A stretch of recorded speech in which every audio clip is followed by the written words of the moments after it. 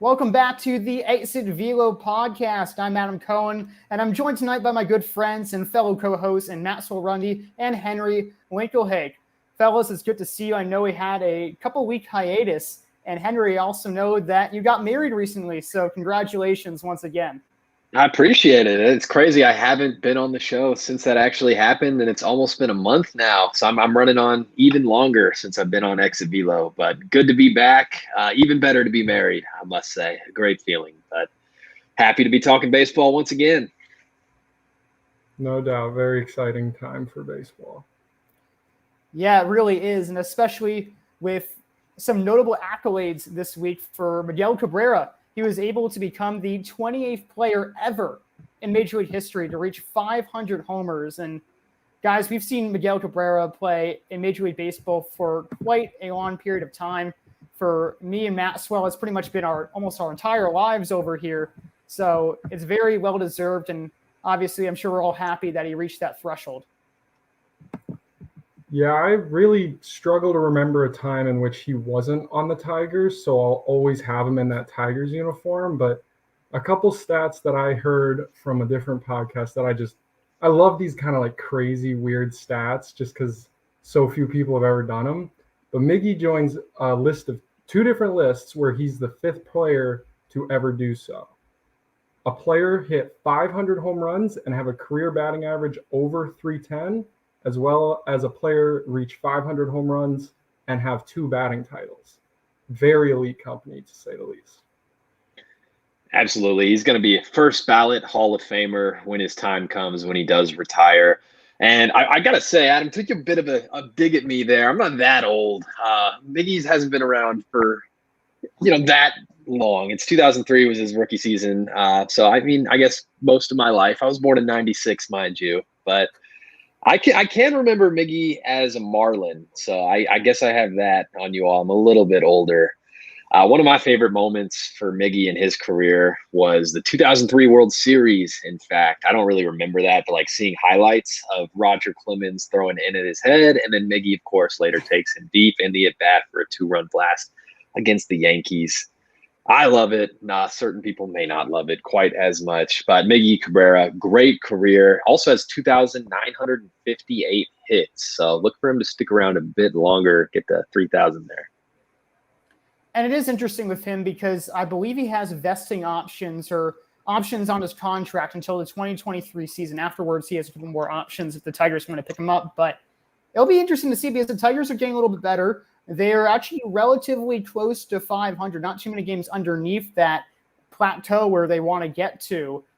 But it just seems like how important Cabrera is to the franchise. He'll probably ride it out until 2023, and he'll probably reach that 3,000 hit mark, and he'll just become the 33rd player of all time when he does so. Yeah, Miggy actually signed an 8-year extension worth, I think it was $288 million in 2016. And he's still owed half that.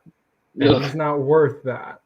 But he's nostalgic. He just brings out the best in baseball whenever you watch him. And he's sadly trending down the Albert Pujols trend right now.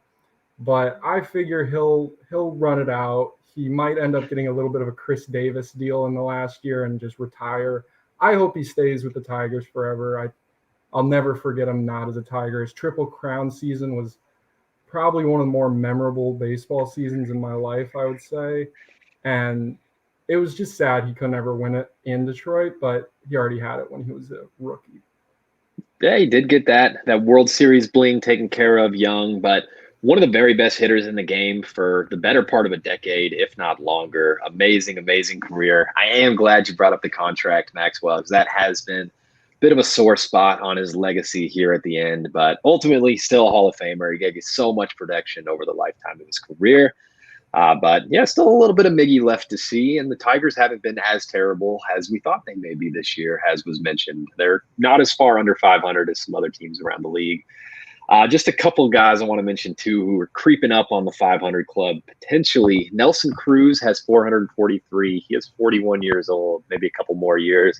Stanton has 332. He's only 31, so you think he should get that if he's healthy, right? And then Trout has 310. He's only 30. And Harper has 235. He's 28. It's great that you mentioned that, Henry, because on MLB.com and various forms of MLB's social media, they were kind of saying who will be next on the 500 homer list. And all the players you mentioned, I have to believe they will reach 500 homers. They also include a couple other players in the list, such as Juan Soto, Ronald Acuna Jr., even Manny Machado. I think with Acuna and possibly even Soto, I think those two can reach the threshold. I'm not sure about Machado, and I do hope that Cruz is, of course, able to stick around the majors long enough to reach that mark. The issue with Cruz is I just don't see, and I know people have been saying this for 4 years now, and he just comes out and is the best DH in baseball. He's truly just a DH. It's shocking the Rays even own this guy because now he's the a first Rays, baseman for the Rays. Yeah, the Rays love playing everyone at first because we got that guy from Cleveland and played him at first like his second game, and he's never played there in his whole career.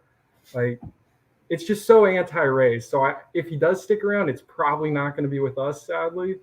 But he should be able to get that in 2 years. Whether he wants to play to 43, not sure.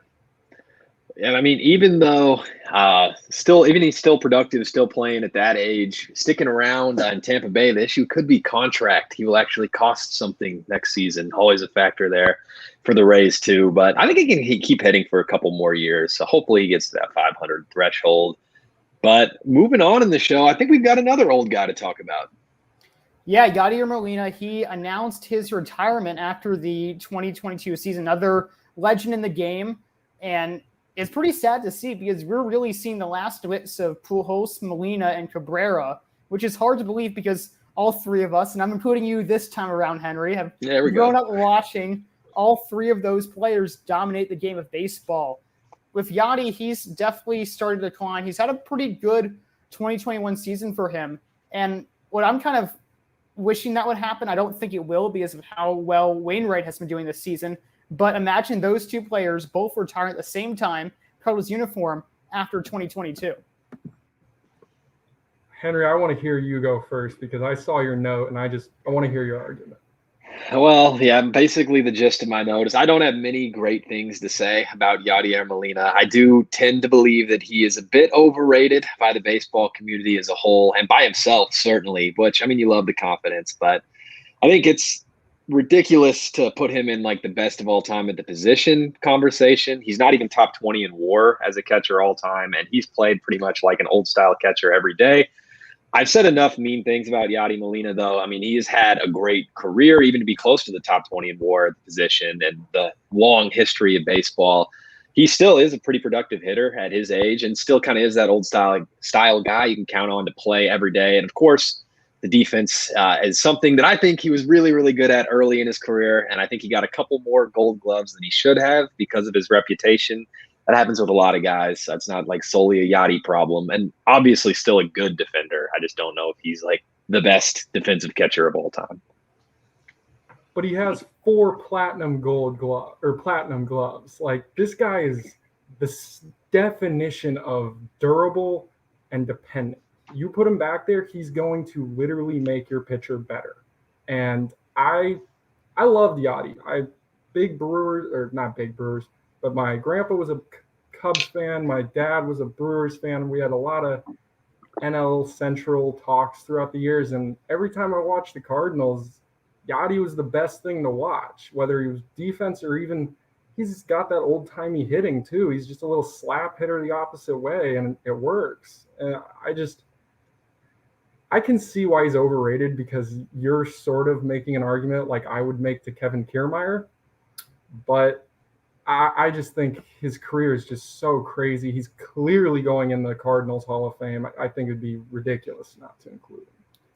I would even argue that he's a first ballot Hall of Famer too. And Henry, I know what you're getting at the WAR perspective. I actually just recently watched a podcast or actually a YouTube video on Foolish Baseball. If you guys haven't heard about that or fans who are tuning in, you have to check it out. It goes really into data analytics and baseball analytics too about players and just their background. They had one, Yadi Molina, and the WAR that you're looking at is from Baseball Reference. It doesn't include framing into the mix. And if you look at Fangraphs, it does, and it ranks him pretty much like 10th all time as a catcher. So when you include that framing ability, when you include that arm strength, and of course the 4 platinum gloves that Maxwell mentioned, I think he has to be at least one of the better defenders of all time. You kind of just stung me with that point, Adam. That was a gotcha moment, and I have been gotten, but I can settle with somewhere between 10 and 20 all time. I think that's reasonable. It's still not in the GOAT conversation per se, but that raises the stock a little bit, and that's good points. He is tremendous framer, great cannon of an arm, especially to be able to do that for as long as he has been able to. Tremendously impressive, great career. Ultimately, at the end of the day, I got to agree. Certainly a Hall of Famer. I don't know if I'm sold first ballot. He probably will end up being first ballot. I don't know if I would make him the first ballot Hall of Famer, but then that's kind of weird too, because then you're like voting against him being in the Hall of Fame this time, but I think he is a Hall of Famer, so maybe he should be first ballot. Who knows?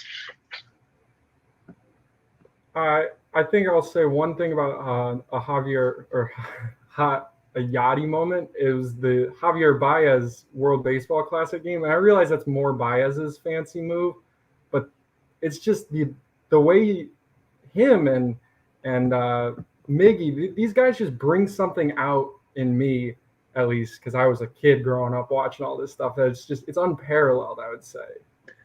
Bring something out in each other too. Like they just look like they're having so much fun playing together. And you get to see Javi and Lindor do that now in New York, Puerto Rican teammates, where we saw Yadi and Baez link up for that highlight throw. Just guys who enjoy being on the same team and just see fun things happen when they're around each other. I would even make the case that when we saw baseball fans as a whole, that's who I mean by when we saw Team Puerto Rico play in the World Baseball Classic, it kind of brought out the baseball fan in all of us, I would say, because a lot of their crowd, which includes Baez, Lindor, and Yadi, of course, they are making baseball fun again. They're guys who play with a lot more energy than various more of their counterparts. So it's going to be very tough to see Yadi go because he is a definition old school catcher. He has been in more fights than at least the 3 of us combined, and many other Major League Baseball players for that matter too. And then you look at Cabrera, like he's just the most down-to-earth player you've ever seen. He just is always smiling. He's always a prankster, and he's done wonders for both the Marlins and the Tigers. And it's just been also a great week for baseball too, and kind of a great time to go back on the podcast because we have a lot of things to talk about. We have a lot of streets to talk about too. The Yankees, for example, as I'm trying to transition here, the Yankees are on an 11-game winning streak, which feels pretty great, but we also have seen some other streaks going on. The Orioles just snapped a 19-game losing streak the other day, and the Braves and Dodgers, even this past week, had a 9-game winning streak too. So lots of hot and cold teams out there. Yeah, I think a big thing about this is it's just some teams coming to finally playing like they should. I mean, you got the Yankees and Dodgers, the teams that are spending everything and more, and they're not winning their division. And they weren't necessarily close for a while either. And now they're finally heating up. You see the Yankees, all these Bronx Bombers, big boy lineups that they got. They're finally they're now averaging 8 runs a game in their last 26 games. Like that's a lot of runs. And their OPS is 822 in their last 5. Like when you have that big of a team and that tiny of a stadium, you got to finally hope for something offensively, and they're getting it. But the bigger turnaround for the Yankees specifically is their pitching's not terrible. It's pretty mediocre, but that's all they need when they score 8 runs a night. And the Dodgers, I'm very tired of the Dodgers. As a Rays fan, it's horrible. They're spending $200 million more than us, basically. Like, it's just they have to win. I just don't know how they won't. The whole roster, top to bottom, is studded. Definitely an amazing team. We've seen those kind of super teams that we thought going into the season would be the juggernauts really kind of come into that in the second half. The Yankees especially flipped the switch. I know the Dodgers turning it on as of late, but the Yankees had their struggles and have surged with that 11-game win streak now up into the playoff picture when people were maybe questioning, what are they doing at the trade line, making these moves, buying? We're kind of out of this, but Not the case at all. They needed a big win streak, and they got it done. And they really haven't even gotten much from your Joey Gallo, Anthony Rizzo acquisitions yet. I mean, it's been the guys who've been around all along. Luke Voigt's starting to swing a hot bat. If they can find a way to get him and Rizzo in the lineup together and still have those other big boppers and Gallo, Judge, Stanton, you get Sanchez, that could be a very, very dangerous lineup, as we know. And yeah, I do think the pitching could be just good enough to get by. The bullpen has to be better. I think Chapman's going to figure it out eventually. But the Dodgers, too, just, becoming the team that we knew they were going to be all along. And this is even without Trevor Bauer's out. Kershaw is out currently right now. Mookie Betts has missed time over the last few weeks. They've overcome some adversity to get there and just looking dominant all the way. And we got those other streaks. The Orioles are terrible. That's really all there is to say about that. And then no hope really on the horizon there. The Braves, I don't know. They're starting to turn around. Sorry, I'm trying to cover a lot in one segment here. But yeah, Ozzie Albies, Freddie Freeman have been looking great for them. Charlie Morton really leading the way with that rotation. And Atlanta suddenly starting to run away with that division with the Mets fading hard. A lot to talk about with those teams, of course. With the Yankees, I'll just talk a little bit more about that because I'm just kind of giddy with happiness at how well they're doing. And I know you guys have been a little bit hard on their pitching staff, but it's been the rotation that's really been carrying the team besides the offense, which they have been utilizing both Voit and Rizzo when Rizzo was off the COVID IL. So they have pretty much Voit at DH, Rizzo at first, and now they're playing Stanton in the outfield. And lo and behold, Stanton's been on a hot streak. The Yankee fans kind of need to learn at this point that Stanton's not going to be the guy who's going to hit 59 homers like he was his MVP season. But he could still be someone who could have maybe 30 homers, around 100 RBIs, or at least an upper RBI total. And that's still great production. And then just moving on to some of the other streaks too. The Braves are at 1.7.5 games out behind the Mets in first place. And this is kind of like poetic justice for the Braves because they beginning the season, a lot of people thought they were the favorites. Picada thought otherwise. They were correct for a while. And then the Mets fell through. The Phillies had first place for a little bit, and the Braves just shot up. And I know that the guys who have been mostly contributing for them have mostly been trade deadline guys. But at the same time, just showing that this ball club wants to win, and they brought in players to do so and have the mentality, that has to be huge. Without Acuna.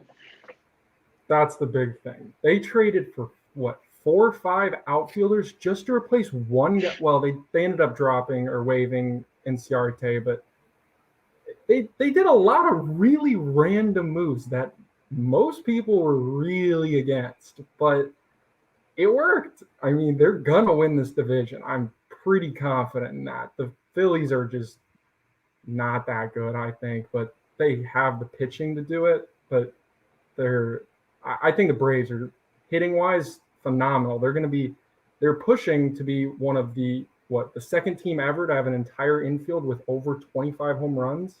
And if Albies can reach 30, because the others probably will reach 30, Albies is at 22 right now. If they reach 30, it'll be the first infield ever to do so with 30 each. As for the the Orioles, wow, just there's no way to even put it. They're just the worst team I've ever seen in my life. And they've kind of been that way for 3 full years now. And they'll probably be that way next year, if not the year after too. Like they embody tanking and never resurfacing. Like it's crazy. Buster Only actually tweeted this. I don't know if you guys saw this. It was the Orioles are on pace to lose 106 games this season. In their previous 2 seasons, it was 115 losses and 108 losses. And those were full seasons. This is just unprecedented in the AL history. When the Players Union cites non-competitive behavior, the Orioles will be Exhibit A. That's wild. They just reeled off a 17-game losing streak, and they're still not even at their loss pace for each of the last 2 seasons. And they're, 45 games out of the division or something? It is ridiculous. That is a well-oiled tank machine in Baltimore for sure. I mean, they're not supposed to be winning ball games right now, and I guess they're accomplishing that, boosting that draft stock, which as you said, Maxwell, 3 years it's been like this, not really much dividends to show for it. It kind of questions is that a viable strategy even now? Is that going to continue to be a viable strategy when the new CBA comes up and you're citing anti-competitiveness, looking at example A in Baltimore? It'll be something to keep an eye on for sure as we move forward. What does baseball do about tanking, do about the Baltimore Orioles of the world? I didn't even realize when you were talking about the Phillies that they're in second place in that NL East run now. I was still thinking about the Mets. They've been fading even harder than I thought. And I don't really like Philadelphia to catch up to Atlanta either. I mean, Zach Wheeler had been phenomenal for them, but he hasn't really looked like himself the past couple starts either. Bryce Harper's been swinging a hot bat for them. Maybe he can carry them, but Rhys Hoskins just went on the IL today too. So another impairment for that offense. But ultimately, I would expect Atlanta to end up holding on to that division. And got to question if the Yankees can stay hot and go ahead and take that AL East, get out of the wild card game. I don't really think they can win, and I will give the nod to Maxwell here. And I kind of say the same thing with the Dodgers and Giants. And I know that division race is closer. The Giants, rather, are 2.5 games over the Dodgers. The Yankees are 4.5 games back behind the Rays. But I feel like if the Giants are going to fall through now, like Henry, you and I expected early in the season doing previews, they would have already done so, and they have not. And this is a team that is going to be in it the entire season, even though there's about 40 games left. So sure, the Dodgers can obviously come back. They're well within reach, but the Giants have been unrelenting. And I would be ecstatic if the Dodgers are going to get bounced in the wild card game, especially after winning that World Series last year. I'll say this. The Giants are like just the stereotypical, we dominated all season and then boom, gone. That's what I think, because their pitching staff is unbelievable. Like they have a 2.9 ERA in their last 25 games, which is pretty great, but 1.43 in their last 5. And this has been their whole season for them. And it's not with very well-known guys. Kevin Gausman's a Cy Young candidate, I would argue. And it's just their offense is not that special. They're very middle of the pack in almost every category. I would not at all be surprised if either the pitching just cools off just a little bit or these bats completely disappear. And I just think, because it's going to be Dodgers-Giants in the divisional round? Yeah, the divisional round, after they just destroy whoever's the second wild card in the NL. I don't know. I don't think the Giants will hold on. I think they'll hold on in the regular season. I don't think the playoffs will. But if they don't destroy that second wild card team, like Adam was saying, the Dodgers getting bounced in the wild card is the best case scenario, and that is officially the scenario that I am rooting for now. I'm Team Giants all the way. Adam, we did hate on them all season. Like, we kept checking in, like, do we believe in the Giants? Do we believe in the Giants? We kept saying, no, not this week, maybe a couple more weeks. It's a couple more weeks. It's like the season is dwindling now. The Giants are for real, I guess. The pitching is literally unbelievable because not only Gausman, it's Alex Wood, Anthony DeSclafani, Johnny Cueto to a lesser extent, but those other three have been crazy good resurgence projects for the Giants, but I'm not really buying it long-term that they're going to continue to be these aces. That could be something that comes back to bite them in the playoffs, but they've been able to scrape together runs all year with kind of a hodgepodge offense where there's not really a whole lot of stars, but together just getting it done. So maybe San Francisco for real, a title contender. I mean, you certainly have to consider it at this point with how amazing the season has been. Just rooting for the Dodgers to get bounced in that wild card game now. That is awesome. That's what I'm looking forward to. Just looking at who the Dodgers or even the Giants could potentially play in that wild card game, it really seems like it's coming down to the Padres, the Reds, and possibly even the Cardinals at this point, who are just 4 games back of that second NL wild card spot. Personally, it seems like the Padres, they could hold out. They just seem like still a bit more of a sound team than the Reds. But you look at seasons from Sonny Gray, the second half resurgence in Luis Castillo, Joey Votto. If the Reds make the playoffs, who's to say that Votto should not win MVP? Maybe Tatis Jr., because he, even when he's been healthy and has not been as often as perhaps the Padres or baseball fans like this season. Probably his most dominant player, but Votto turning him out the clock and bring his team back to the playoffs, that would pay huge dividends. And they also have a Rookie of the Year candidate and Jonathan India too. I mean, who would have ever thought there's a chance we'll see another divisional battle between Joey Votto and Buster Posey? Like, that's just not something I would have expected. And Votto has been tearing it up. And this is someone who I liked when he was really good. I did. But when I've been looking at his stats the past couple of years, he fell off, I thought. He was a good defensive picker and whatnot, but it's crazy. He's just killing the ball out of nowhere. And it's not really something that was a part of his career's forte, really. Like, he was more of a contact with the occasional big shot. And now he's just mashing. But as for the wild card, I think it's the Reds taking it. I think this is the end. I think the Padres are going to go down, and I think the Reds will take a good, easy control. Reasoning for it, the Padres can't hit without Fernando Tatis. Like, Tatis is very good, and the rest of their team should be good at hitting, but in their last 13 games, they have a 187 batting average, a 333 slugging, and their team ERA is 5.52 in that span. While I love their pitching staff has the potential to be amazing, they're just not that great, and it's kind of showing. The biggest thing for the Padres to me is the fact that they can't handle their division's Baltimore Orioles.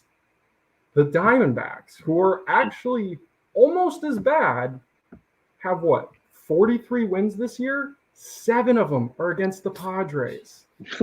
That's insane. That can't happen if you're going to build this super roster and not succeed. That's why you're not succeeding.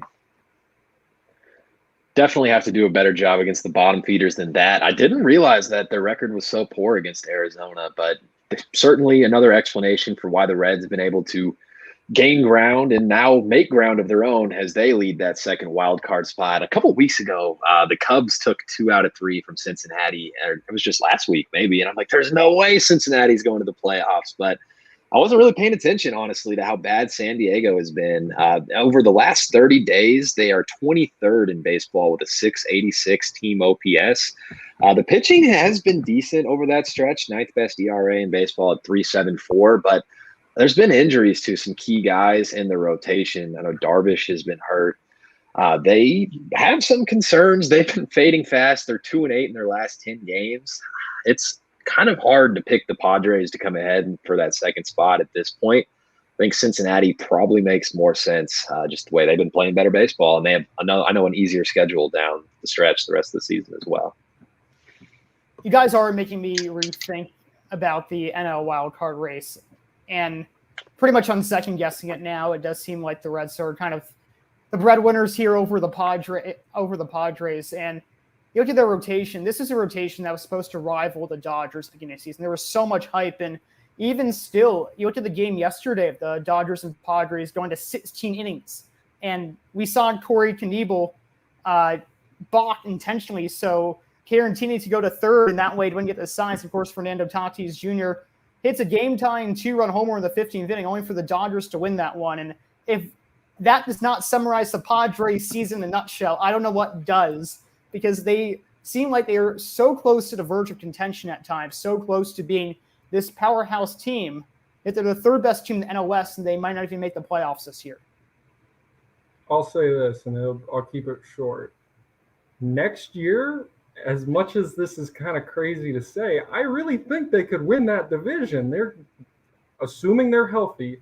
Their pitching staff is as good as the Dodgers.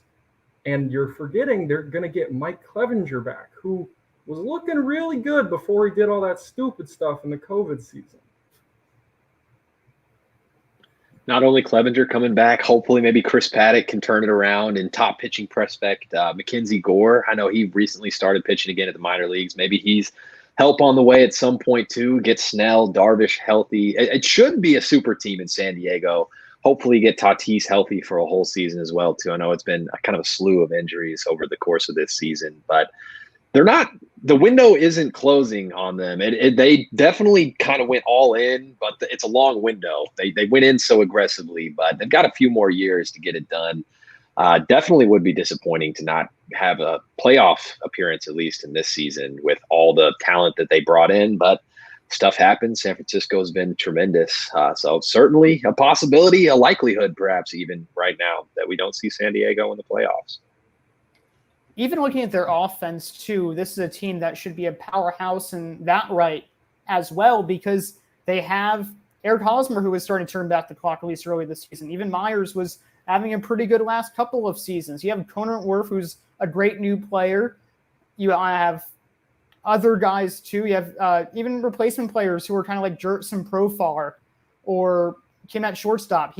These guys were highlighted to be some of the better players. Trent Grisham, another name to throw out there. This is a team that should be a powerhouse on both ends, powerhouse in the bullpen too, but it's just been injuries this year, and that's really just a concern of baseball, all the best players getting injured. We got Mike Trout and Mookie Betts and Ronald Acuna Jr.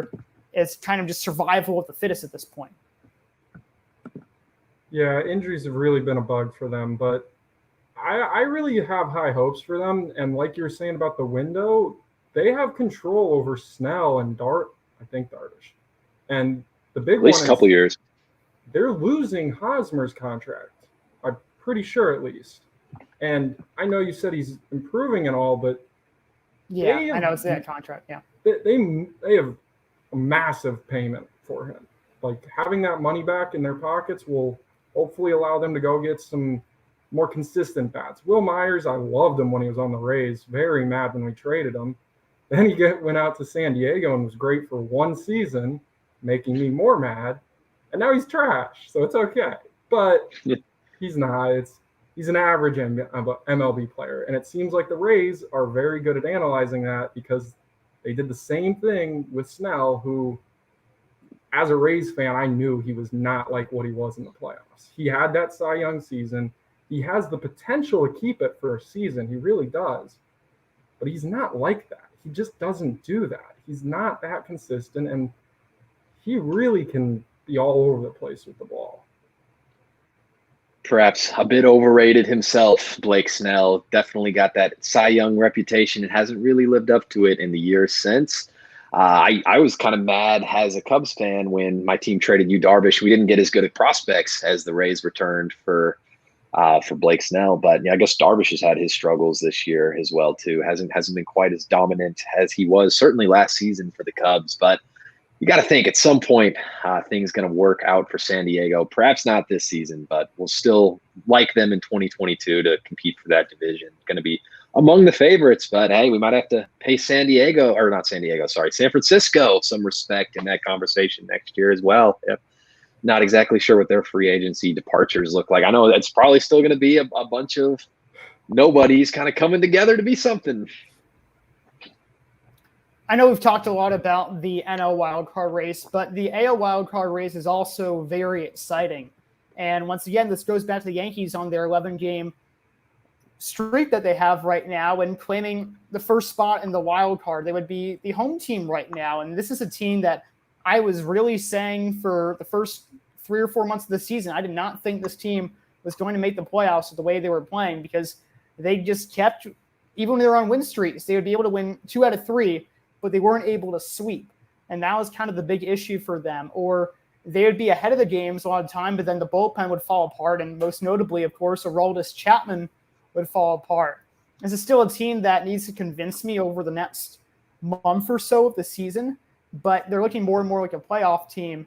And I will say, as much as I want the Yankees to overtake the Rays for the division, I would love to see Cole versus Sale in a wild card game between these two teams. It would be one of the most exciting wild card games we've ever seen. We've ever seen. Assuming they're both at their best, which Sale's looked pretty darn good so far, it's probably the two best by arm in baseball, arguably. Like, they're must-watch TV when they pitch. They're unparalleled in their strikeout numbers and their filth, like just pinpoint accuracy and fooling hitters like no tomorrow.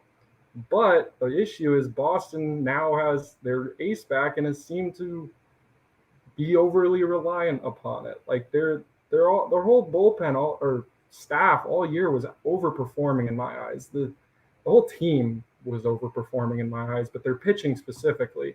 And now it's coming back down to earth. It's 5.57 ERA in their last 25, like a 1.50 whip in that span. It's their pitching is not that special anywhere either. They're relying on an old Matt Barnes. It's not working out too well. They didn't go out and do anything at the deadline to reassure that staff. They were just banking on Sale, and while it will work every 5 days, same is true with Cole, it's just not enough.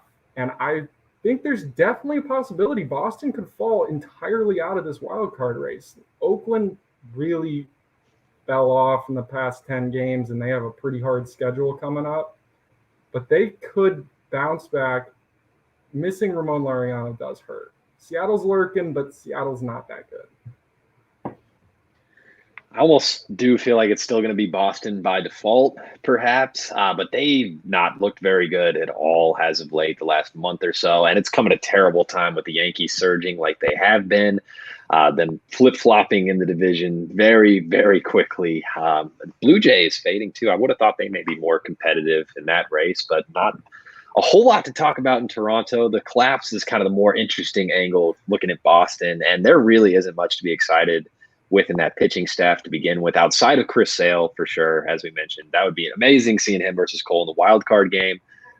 Just the Yankees versus Red Sox in general in that game, I think would be very exciting, must-watch TV. Looking like that'll probably be what it ends up being. So that'll be something awesome. But I think the Yankees looking like a much stronger team than Boston, as we expected going into the year. The bats were really strong for Boston to start the season. They haven't been terrible as of late, but they've certainly cooled off. JD Martinez, Rafael Devers, and Xander Bogaerts were all playing amazingly, as they should, to start the season. Those are great hitters, but they were playing better, especially JD Martinez had a really down 2020 and had just completely flipped it around this season, and those guys have kind of fallen back a little bit down to earth. So that offense hasn't looked as great as it did in the first half. Couple that with the bullpen collapsing, and Boston continues to fall in the standings. Perhaps Oakland could push them for that second card spot. It's not out of the realm of possibility. A little bit more about how the Red Sox offense has fallen apart. Just looking at Martinez specifically, he was having a torrid April and May start to the season.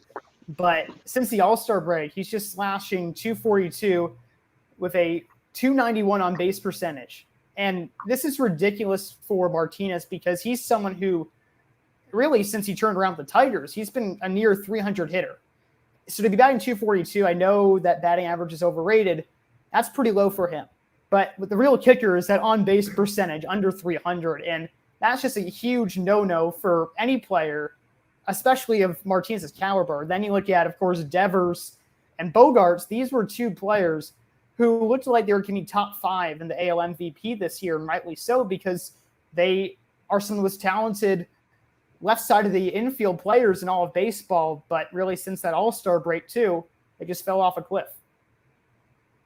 Yeah, I'd like to say those three guys are professional hitters, and you can typically rely on them putting up 300 level numbers consistently. But Martinez is slowly creeping up there in age. He'll probably linger around for quite a while, though, I bet. And the other two I really am fond of. I like them both a lot. It's just they were doing really well, and they just had to come back down a little bit, slowly but surely, and then starting to see that. But I think I kind of want to hear what you guys have to say about this team because they're so bland. The Mariners are just like, I don't know. There's nothing crazy going on over there at all. And they're 9-3 in their last 12. They have not met league averages in batting average, on base percentage, on base plus slugging percentage, or ERA in that span. And they're winning 3/4 of their games somehow. I just don't get that. They actually have a negative run differential. They are 56 runs in the red there. I think their manager got asked about it recently, and he said, "Yeah, we'll check our fun differential." Was I believe what he said? I got this exchange like via Twitter, so I don't know if I had it exactly right, but yeah, I don't know how they are like 6-7 games over, no more than that. They're 9 games over 500. It's 69 and 58 in that wild card race, but I wouldn't really expect the Mariners to surge at the end of the season. If anything, it looks like they should go in the opposite direction, given that run differential, suggesting maybe they've been a bit lucky to be where they are. There's not really that much star caliber in their lineup or in their rotation either. You have a whole lot of prospect potential, guys like Jared Kelenic and Logan Gilbert on the pitching side, Kelenic being a hitter, outfielder. But it's that team, I think, is a few years away from true contention. Not really expecting them to sneak into the playoffs here at the end of the year. Signs are definitely not looking up for the Mariners, although they did just sweep the A's, which is pretty impressive. I know our fellow Exit Velo member and Ben Rossi would probably not be the most happiest of person about that, but nevertheless, this is a team that does not look very good on paper. Of course, they do have Kyle Seager somehow having one of his best seasons in his career. He needs 2 more homers to have his highest total, which would be 31. And he's also been in the league since 2011. So that's pretty impressive. Mitch Haniger, who is out really with injury for the last couple seasons, turning back the clock, he has 29 homers. Luis Torrens, new player for the Mariners, a newish player for the Mariners, is 15 homers. So they have some sneaky guys in there, but you're right.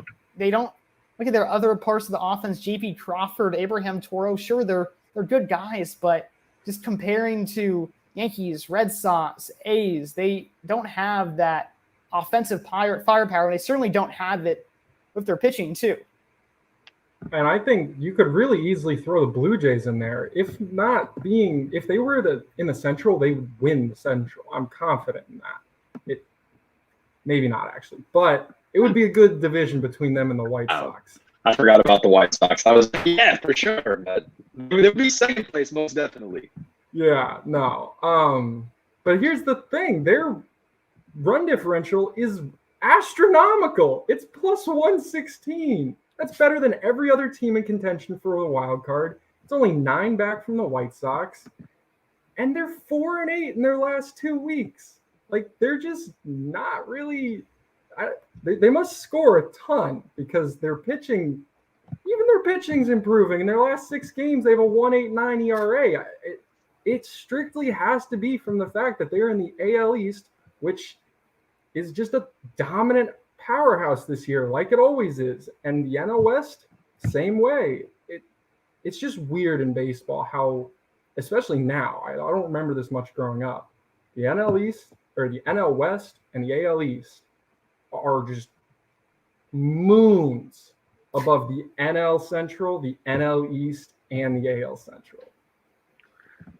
All the power is on the coast right now for sure. There's some pretty dreadful divisions in the middle of the country. That's just, I guess, the population clusters on the coast is just a concentration of talent that we're not getting out here in the heartland of America. But well, Adam, I know you're at least East Coast based, so good for you for making it into the good side of America. Maxwell, where are you based? I'm in Tallahassee, so You're east, yeah. You're in that power corridor. Out in Kentucky, I'm left in the cold here. We don't have much competitiveness. That is kind of wild how the shift is like that. And bringing up run differential too. Would you all believe me if I said that Toronto has a run differential that is double both Boston and New York? I did see that before I came into this show, and yeah, no, it's pretty remarkable. And you have to believe I would even say that the AL Cy Young Award race has started to open up a little bit because Cole had a pretty bad month of June, and he didn't have the best July either. He's starting to kick it back up in August, but it wasn't like the first couple months. And Lynn's kind of on the border of qualifying for innings in the league, and he should be able to by the end of the season, but he has a much lower ERA than Cole by more than half a run. Robbie Ray now has a lower ERA than Cole and has more strikeouts than him.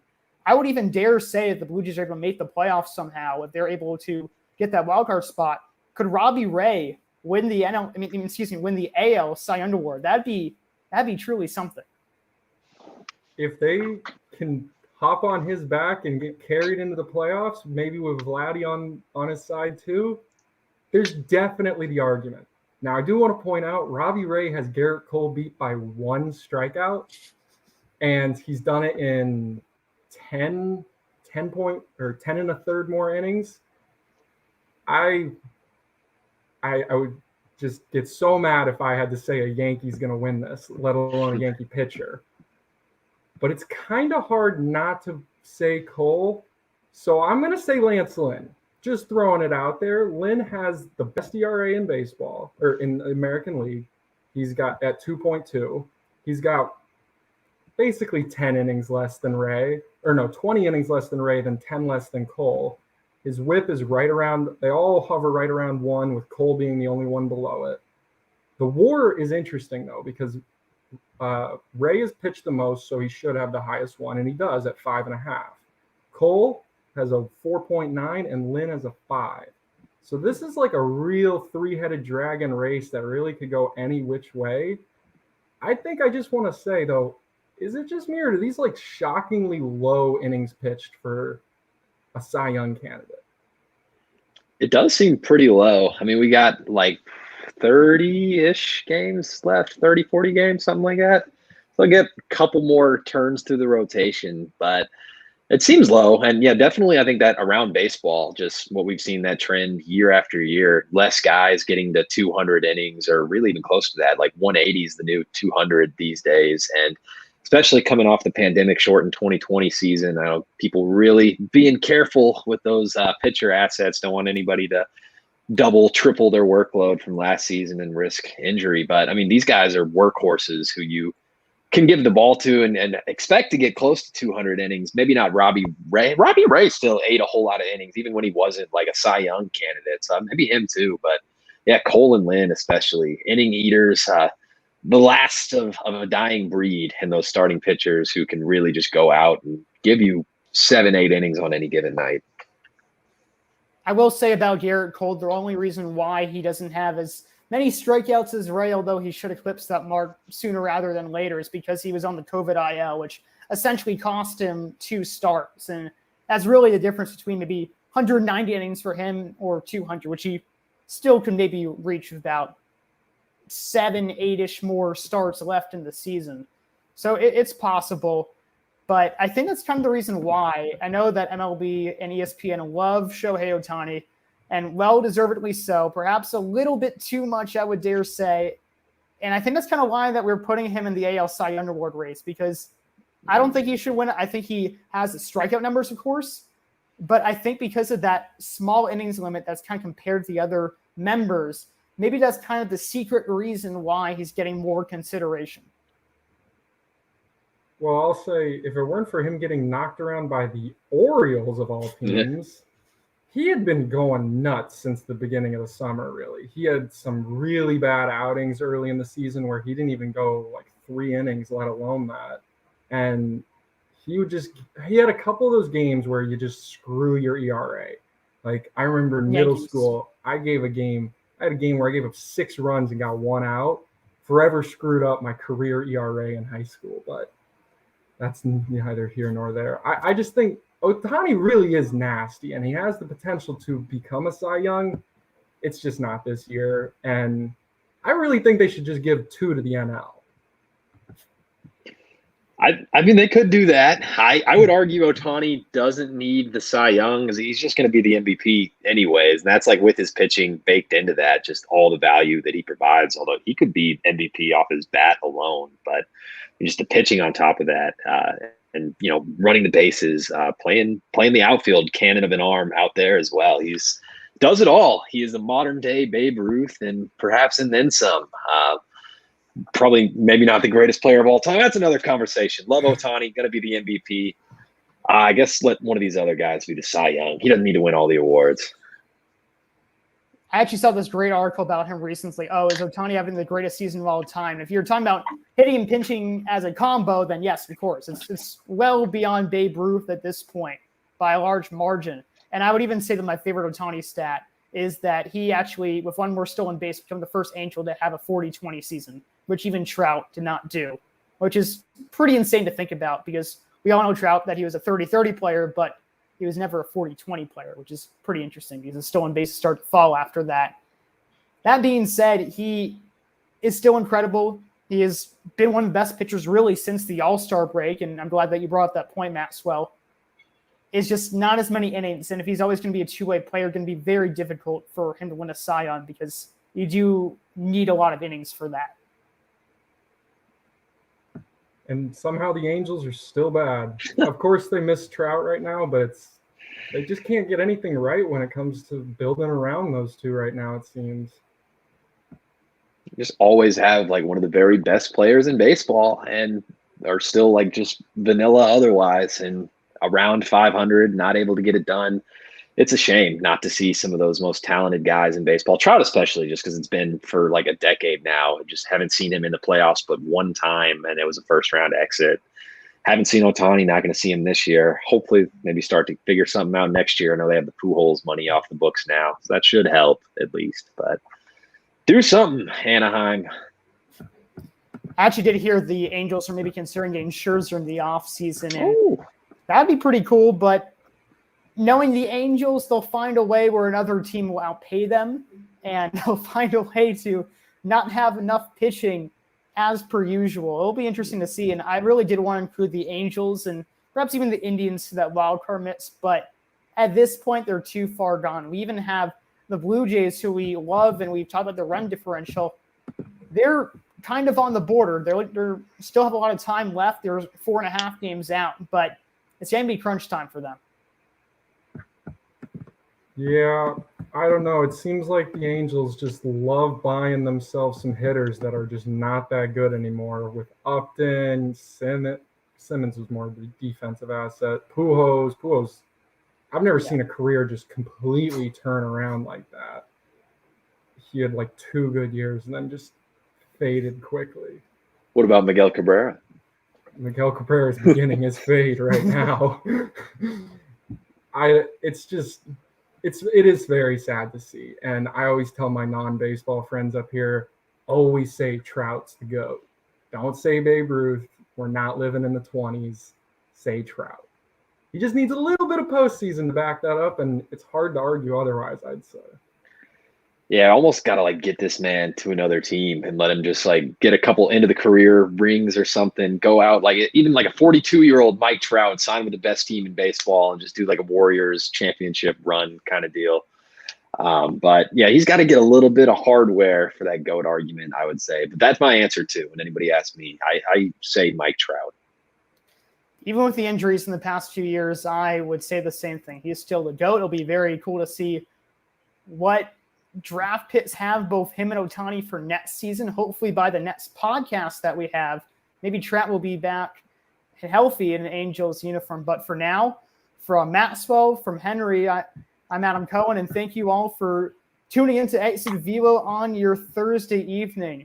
And be sure to join us next time on the Exit Velo podcast.